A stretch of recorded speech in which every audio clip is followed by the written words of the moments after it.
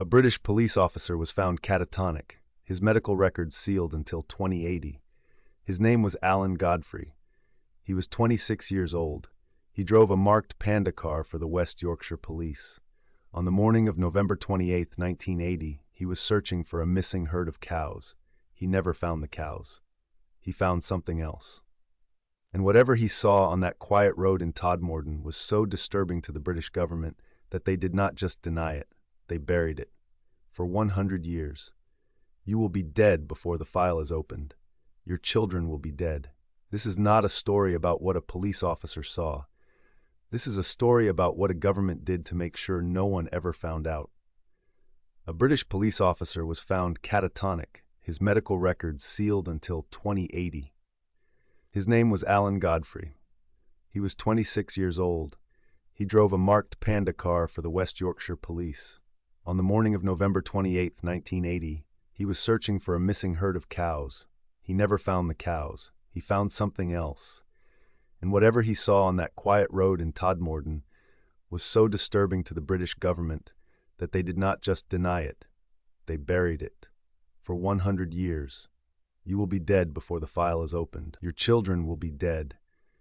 This is not a story about what a police officer saw. This is a story about what a government did to make sure no one ever found out. Let's start with what we know, the verifiable, documented, on-the-record facts, because this story is terrifying before a single alien appears. November 28, 1980, 5:15 in the morning, Todmorden, West Yorkshire. A market town of 20,000 people tucked into a narrow valley in the Pennines, hemmed in by dark moorland on every side. Alan Godfrey had been on duty since the previous evening. Routine patrol, quiet night. Then a call came in. Livestock missing. A herd of cows had wandered off from a local farm and someone needed to find them before they caused an accident on the roads. Godfrey drove to Burnley Road, the main road out of town heading northeast. Straight, flat, flanked by houses on one side and open fields on the other. And there in the middle of the road was an object. Not a cow, not a vehicle, not a person. An object hovering 4 feet above the tarmac, rotating, diamond-shaped, approximately 20 feet wide, 5 feet tall. The road beneath it was completely dry. In every other direction, the road was wet from overnight rain. Whatever this thing was, it was generating enough heat or energy to evaporate standing water in a perfect circle beneath it. Godfrey stopped his car. He reached for his radio. He tried to report what he was seeing. The radio was dead. He grabbed his notepad instead. And he did something that would later become one of the most documented details of this entire case. He sketched the object, a police officer, trained in observation, making an evidential record of what he was witnessing. The sketch still exists. The notepad still exists. It is sitting in an archive somewhere, probably gathering dust next to files that won't see daylight until 2080. Then there was a flash of light, and Godfrey was in his car, half a mile further down the road, facing the same direction. The object was gone. The road was empty. His watch said 5:45 a.m.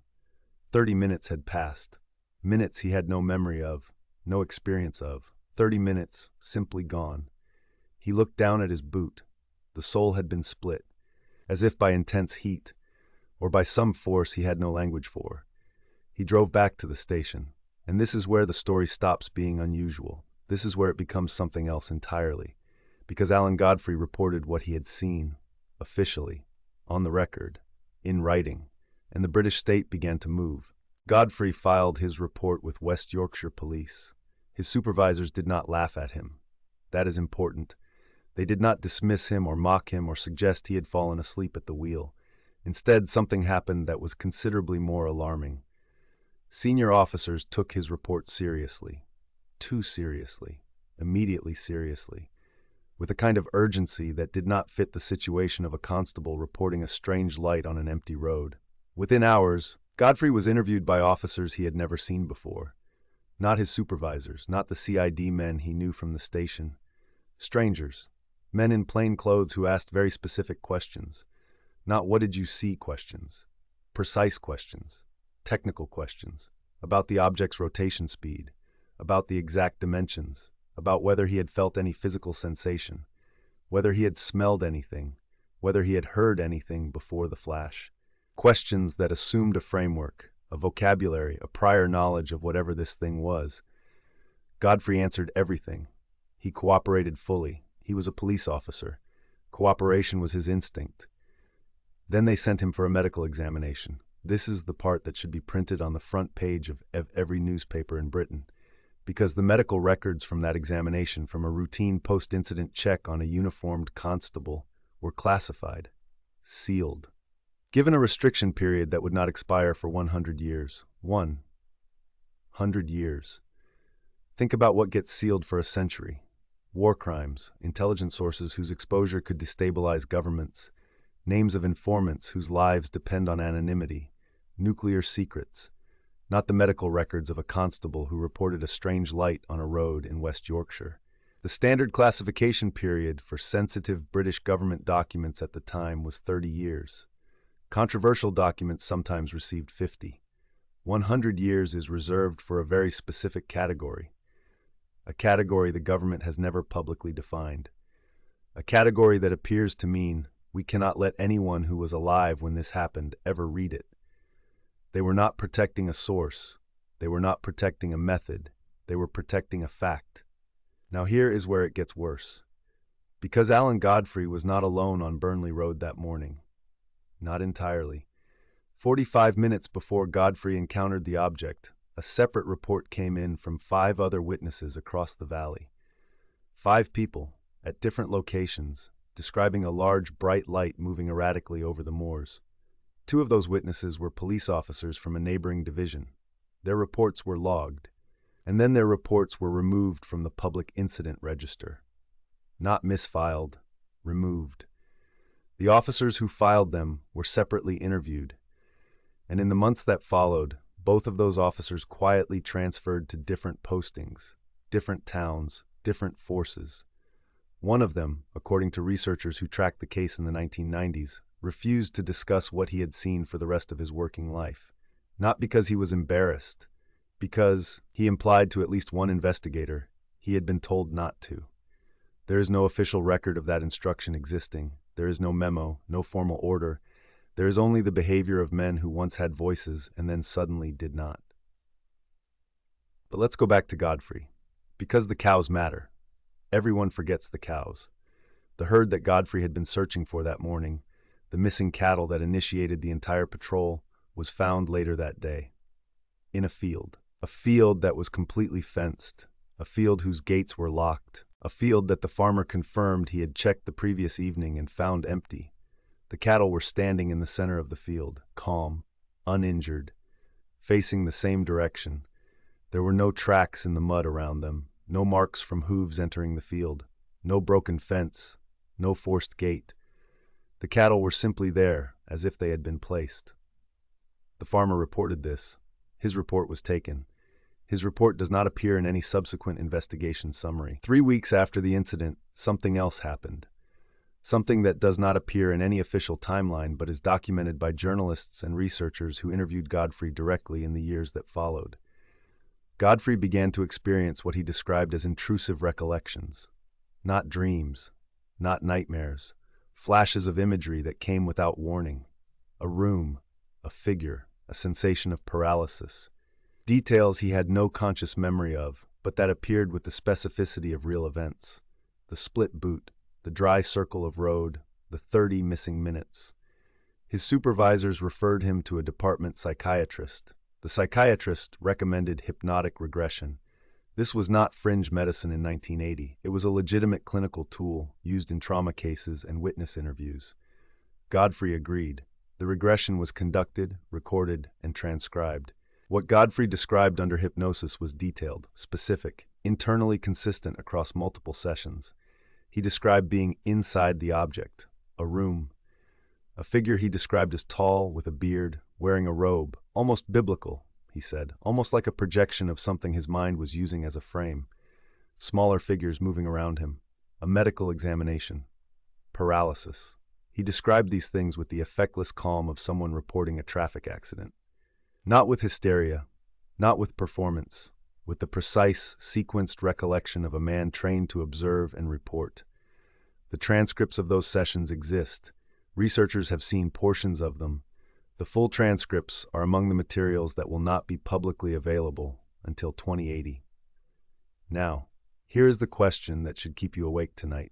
Why would hypnotic regression transcripts from a psychiatric session be classified as sensitive government material? They are medical records. They are the private testimony of one man describing what he believed he had experienced. There is no intelligence source in them, no state secret, no military method, unless what he described was something the government could verify, unless the content of those transcripts matched something else, something in another file, something from another incident, something that, placed alongside Godfrey's testimony, would constitute not the ramblings of a confused constable, but corroborating evidence. Corroboration is the word that changes everything. A man claiming something unusual is an anecdote. Two unconnected witnesses describing the same thing independently is a problem. Three witnesses, medical records, physical evidence, and a psychiatric transcript that all converge on the same event is something a government has to actively manage. And they managed it. In 1981, less than a year after the incident, West Yorkshire Police began what was described internally as a review of Constable Godfrey's fitness for duty. This is bureaucratic language. It is the language of controlled removal. The review cited no specific misconduct, no disciplinary failure, no dereliction. It cited Godfrey's account of the November incident as evidence of, and this is the documented phrase, an episode of perceptual disturbance inconsistent with the requirements of frontline policing. Perceptual disturbance, that is what they called it. Not a lie, not a fabrication, not a breakdown, a disturbance. As if what he had seen was merely his perception malfunctioning, as if the split boot was a hallucination, as if the dry circle on the wet road had imagined itself. The review concluded that Godfrey could remain on the force in a reduced capacity, a desk role removed from frontline patrol. He refused. He refused because he was a police officer, because patrol was his job, because accepting a desk posting as the price of silence was not something he was willing to do. By 1982, Alan Godfrey had left the West Yorkshire Police, 18 months after the incident. Gone. A man who had reported what he saw, cooperated with every investigation, submitted to psychiatric evaluation, and then been quietly removed from the institution he had served because that institution had decided his usefulness was over. He was 28 years old, and here's the thing about Alan Godfrey that the official narrative cannot absorb. He did not crumble. He did not recant. He gave interviews. He cooperated with researchers. He wrote a book. He told the same story in the same words for 40 years until the day he died in 2018. The Ministry of Defense file on the Todmorden case was partially released in 2002, with key sections redacted. The full medical records compiled during his 1981 hospitalization, the regression transcripts, the psychiatric assessments, the neurological scans, were sealed under an extended classification order. Standard duration for sensitive personnel files in Britain is 30 years. His were sealed for 100. They will not be available for public inspection until the year 2081. What investigators eventually concluded, after every conventional explanation had been tested and discarded, was simply this. Something happened to Alan Godfrey on the Burnley Road at 5:05 in the morning on the 28th of November 1980. The car he was sent to investigate, the case that began his shift, belonged to a man named Zygmunt Adamski, found dead on a coal heap 5 days earlier, with chemical burns on his neck and a substance on his skin that the coroner could not identify. That case was never solved either. The two files sit to this day in the same archive.